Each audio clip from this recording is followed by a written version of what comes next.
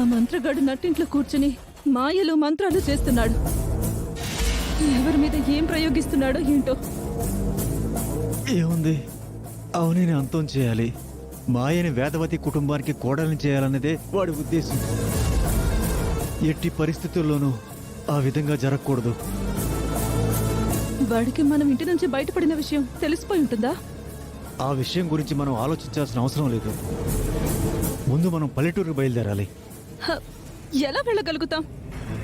ఆ, మేనేజర్కి ఫోన్ చేసి వెహికల్ పంపించమని చెప్దామా?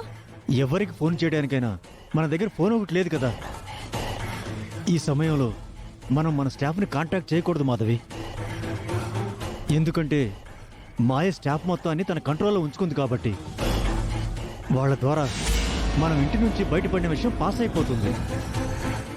మనం మరిప్పుడు పల్లెటూరు ఎలా వెళ్తాం? ఏదైనా క్యాబ్ దొరుకుతుందేమో చూద్దాం.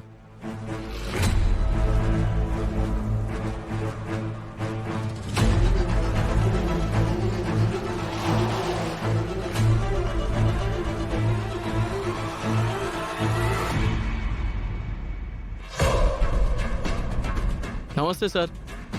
నమస్తే ఫణి, బాగున్నావా? బాగున్నాను సార్. మీరేంటి ఇక్కడ ఉన్నారు? అది ఏం లేదులే. ఏమైంది సార్, టెన్షన్ పడుతున్నారు?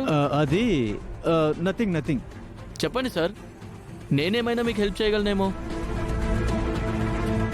ఇప్పుడు నేను మీ కంపెనీలో జాబ్ చేయకపోయినా ఇదివరకు చేసిన వాడినే కదా. అవును సార్, మీ వెహికల్ ఏమైంది?